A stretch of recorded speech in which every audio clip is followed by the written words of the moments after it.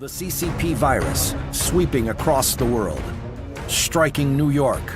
We could have prevented the job loss and the death and the sickness and disease around the world had China not lied. How did we get here? This decision will go down as the most consequential and the most dangerous mistake in history. Be careful raising a baby tiger, because one day it will grow up and eat you. What's the cure for the CCP virus?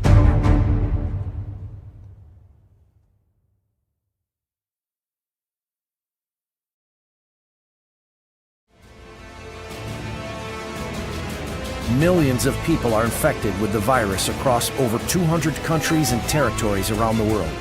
And it was caused by a cover-up in one country. They threatened the doctors, tortured the doctors, made the doctors shut up. They tried to cover up the outbreak. They lied to the world. In the very end, we can't control anymore. They need blood to fuel the CCP tumor, and that blood is dollars.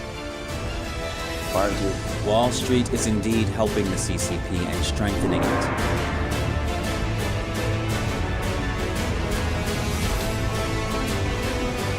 Be careful raising a baby tiger, because one day it will grow up and eat you.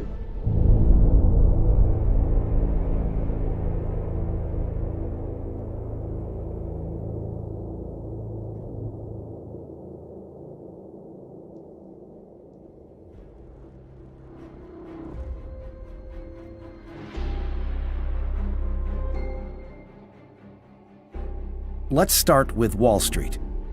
The CCP virus began to spread in New York in early March, yet Wall Street did not shut down.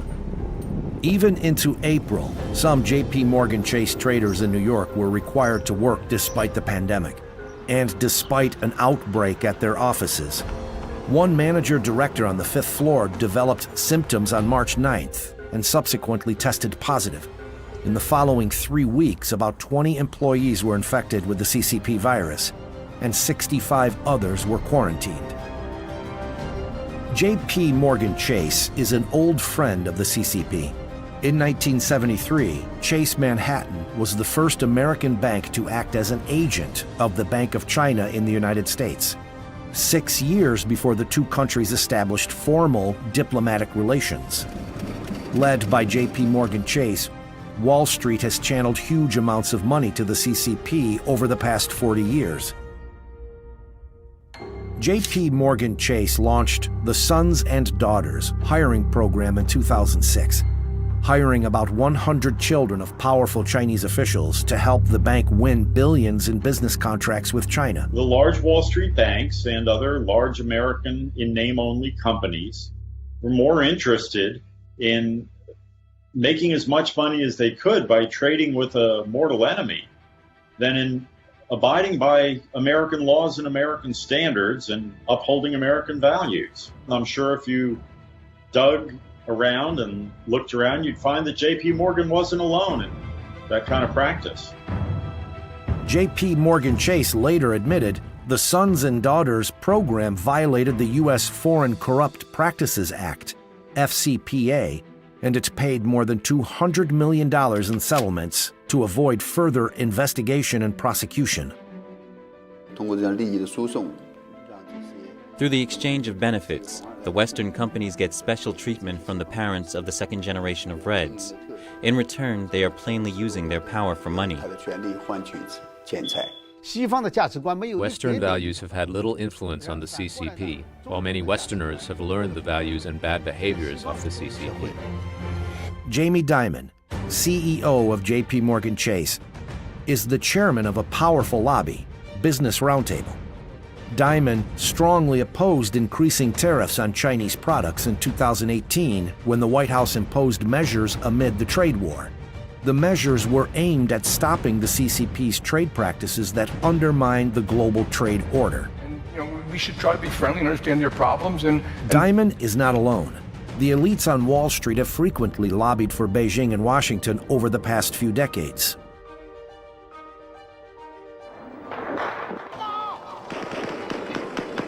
The Tiananmen Square democratic movement was blood-washed with tanks and machine guns in 1989 by CCP troops. After the Tiananmen massacre, the West imposed strict sanctions against the Chinese regime.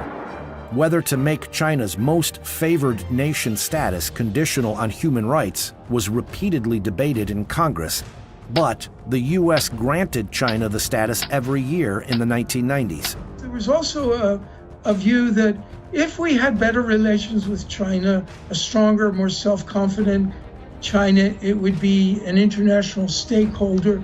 I remember talking points that also it would open up China. If China was wealthier, it would move in the direction of democracy. This was the way that we could overcome the human rights advocates in Washington. In 2000, Robert Rubin, then U.S. Treasury Secretary with a Wall Street background, facilitated the Clinton administration's support for the CCP to join the World Trade Organization. If it had gone with a general moral standard, the U.S. should not have cooperated with a regime like the Chinese Communist Party. For example, we all know that South Africa had an apartheid system, but under strong pressure from the American people, American and other Western companies withdrew their capital from South Africa. This divestment actually led to the collapse of the apartheid regime and resulted in true democracy in South Africa. Now, American companies are obviously less concerned about human rights issues in China. It is lower tariffs on a permanent basis rather than on an annual basis contingent on its making progress in human rights. This decision will go down as the most consequential and the most dangerous mistake in history. This resulted in a transfer of wealth from the United States and from Western industrial democracies to the communist tyranny. After Wall Street helped China enter the WTO, big corporations started shifting production lines to China to take advantage of cheap labor. Then they sold the goods back to the United States. This caused the U.S. trade deficit with China to rapidly increase from $83 billion in 2001 to nearly $420 billion in 2018. Meanwhile, the United States lost 3.7 million jobs. 75% of them were in manufacturing. And the rest of the West, moving manufacturing, banking. We moved manufacturing, showed them how to manufacture, gave them our best practices in the plants. We helped them with their laboratories. So we've basically taught them all the ropes that we know from an economic perspective, but you have to understand from the Chinese Communist Party perspective, it's like, give us all this information, give us all this technology, give us all this know-how so we can learn how to unwind you and to weaken you. Every major American industrial corporation outsourced and moved its industrial production to China. Maybe not 100% of it, but a good piece of it. They saw replacing well-paid American labor with cheap Chinese labor boost their stock price. They were driven to do this by the Wall Street financiers. They squeezed American companies to move offshore as a way to boost share price, to boost profitability. And this was, on one hand, Wall Street's direct culpability in our dependence on China and the gutting of American manufacturing. The CCP's exports have increased by about 7 times, and its GDP has increased by more than 4 times since its entry into the WTO. The CCP has also obtained the financial power to expand its global political influence. As we know, many of these enterprises are actually foreign exchange earning-oriented enterprises that export to the United States and Europe, including the United Kingdom. The foreign exchange obtained by these exports is actually compulsorily purchased by Chinese state-owned banks. They give the Chinese companies the same amount of RMB, and they keep the foreign currency in the hands of the Chinese government. Then the CCP uses this foreign exchange reserve as a tool for international exchanges that threaten the United States, for example, to support Iran, North Korea, and Venezuela. Every time, in good faith, we extend them an opportunity to join our trading organizations and to take part in world commerce. They do just the opposite. They exploit the institutions that we put in place. They steal our technology. They extort our businesses who try to open up in work and have access to their markets. And at every turn, they're working against and undermining our way of government and our way of life. China has not developed along the planned trajectory. Global freedom indexes once again ranked China as one of the lowest in the world in 2019.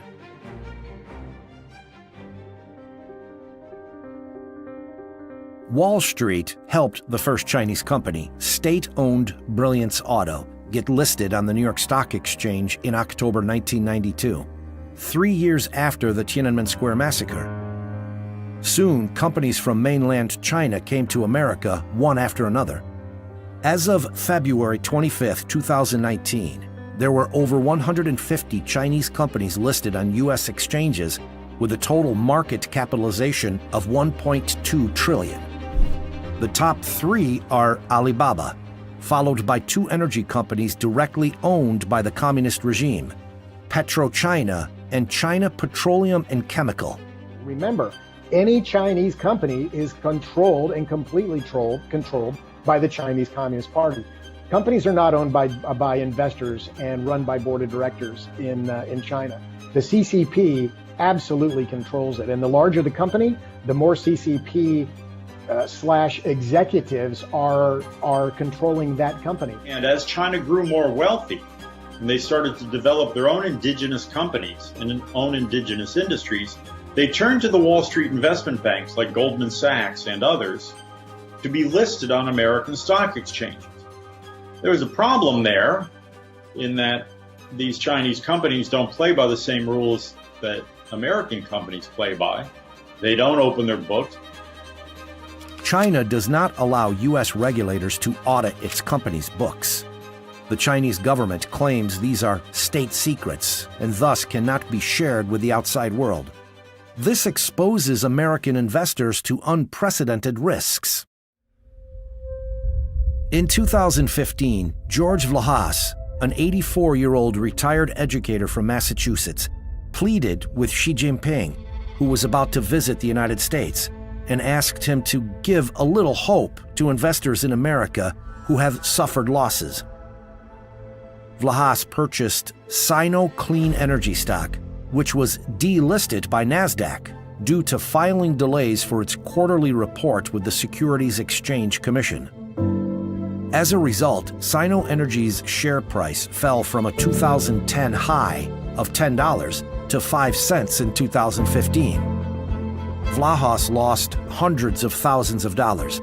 He said that if he doesn't get his money back, he will leave the world with unforgivable crimes, forcing his 76-year-old wife to seek low-income assistance, all because he believed these companies.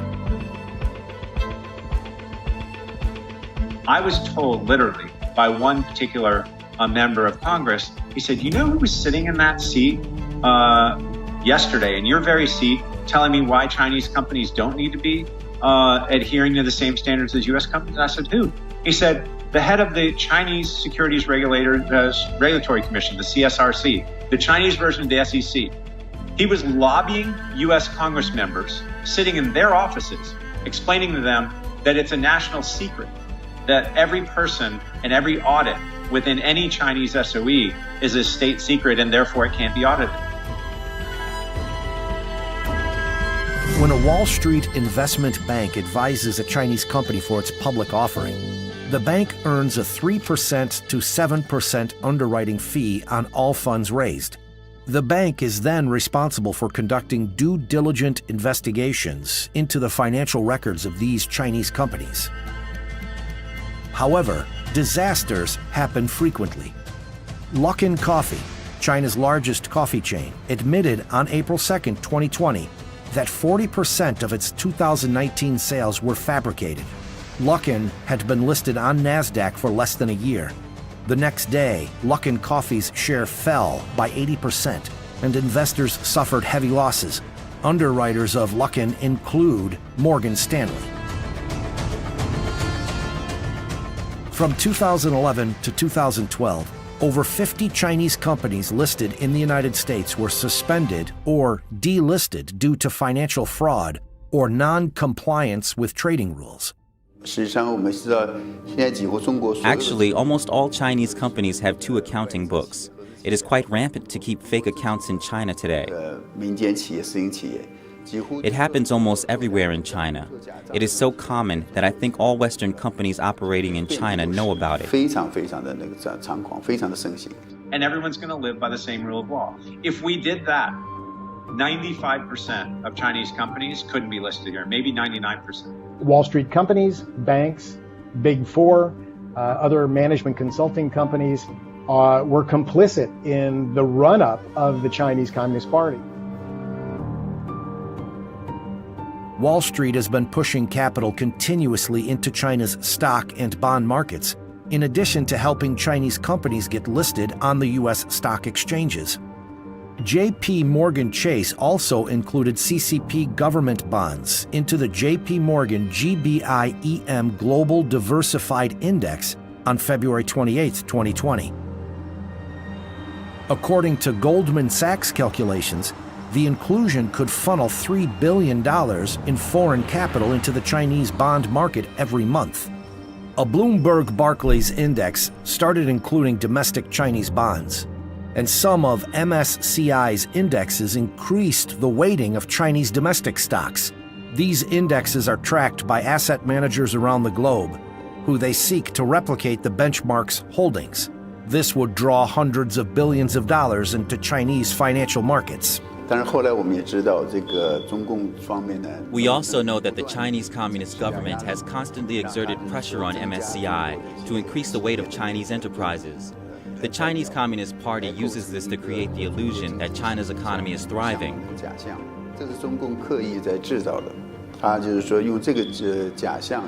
The illusion has been used in exchange for the legitimacy of its regime and to attract more funds from other countries. In other words, in fact, these index companies are unknowingly, passively, and even actively participating in the CCP's deception of the world. One MSCI index includes 234 Chinese A-share companies, companies listed on Chinese stock exchanges. The companies include Hikvision, that provides surveillance cameras for Xinjiang concentration camps, and state-owned AVIC, Shenyang Aircraft Company Limited, which manufactures fighter jets for the CCP military. Meanwhile, the CCP military regards the U.S. military as its #1 imaginary enemy. And they call us their enemy. And they say that they are at war with the United States and the West. When you look at who owns those stocks, and they are completely owned by the Chinese Communist Party and what they stand for, which is oppression, human rights violations, and so on. Now, the management of the Federal Retirement Thrift Investment Board has decided to track the MSCI index.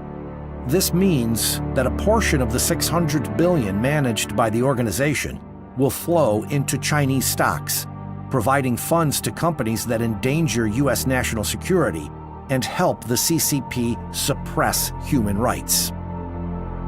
They're building the facial recognition software for the techno-totalitarian surveillance system that the Chinese Communist Party needs to maintain its grip on power, and which it's now exporting to other countries around the world.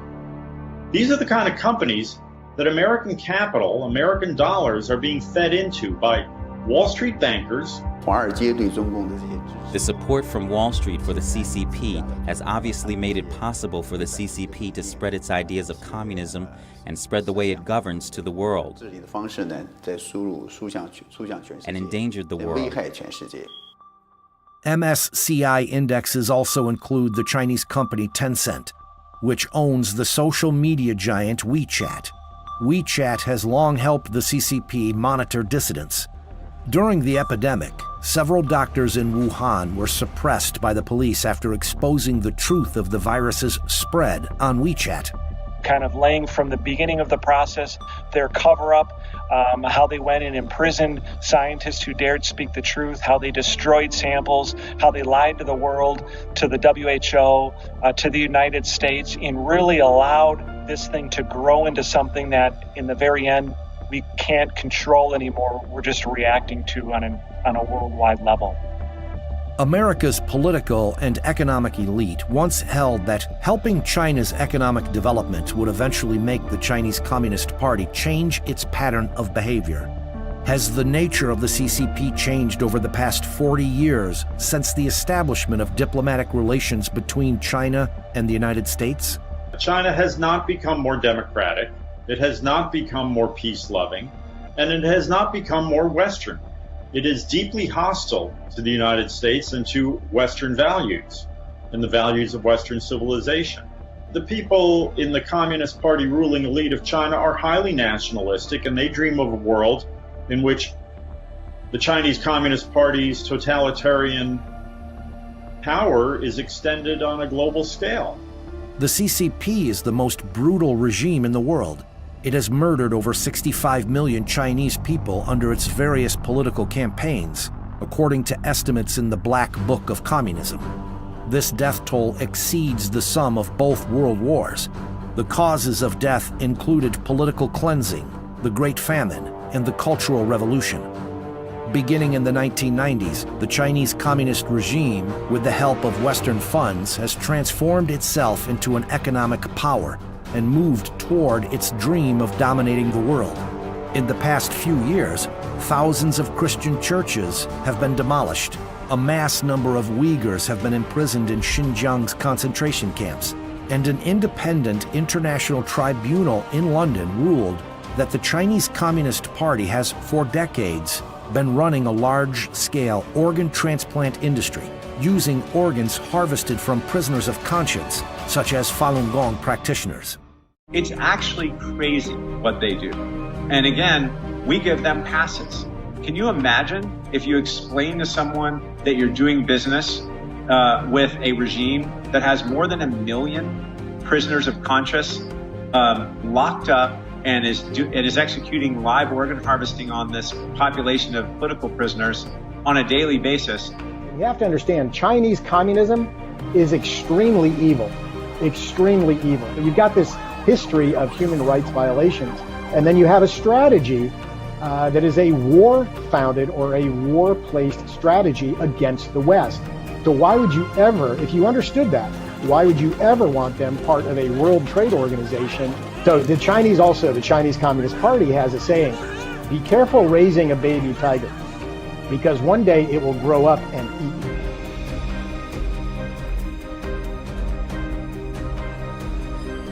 We have to realize that the Chinese Communist Party exists on a steady flow of US dollars. Its own currency is akin to toilet paper. It can't be traded on international exchanges. It has no value. They survive and thrive on a constant influx of American dollars. The CCP covered up the truth at the beginning of the epidemic. As a result, about 5 million people left Wuhan before the city was locked down on January 23rd. About 60,000 of that 5 million went to 382 cities around the world. At least 834 ended up testing positive for the virus, resulting in the global disaster. Coronavirus pandemic is already... Preliminary data shows that... As of early May, more than 1 million people have tested positive in the United States, and more than 70,000 people have died. The deaths caused by the CCP virus is several times greater than the total deaths in Pearl Harbor and 9/11 combined. New York has become the hardest hit in the United States, with more than 300,000 confirmed cases and more than 20,000 deaths. 全世界真正的这个中共病毒的侵蚀呢， The CCP virus has infected the entire world, and the root cause is the infectious nature of the Chinese Communist Party itself.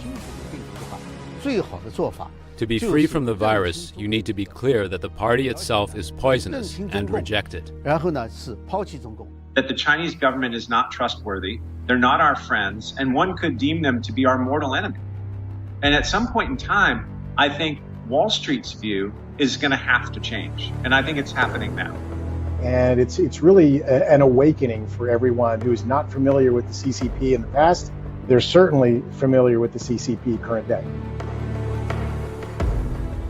At the Federal Hall National Memorial in Manhattan, across the street from the New York Stock Exchange, the statue of President Washington gazes at this wonderful land of wealth at his feet. Over 200 years ago, when President Washington took the oath of office here, he stated that the foundations of our national policy will be laid in the pure and immutable principles of private morality.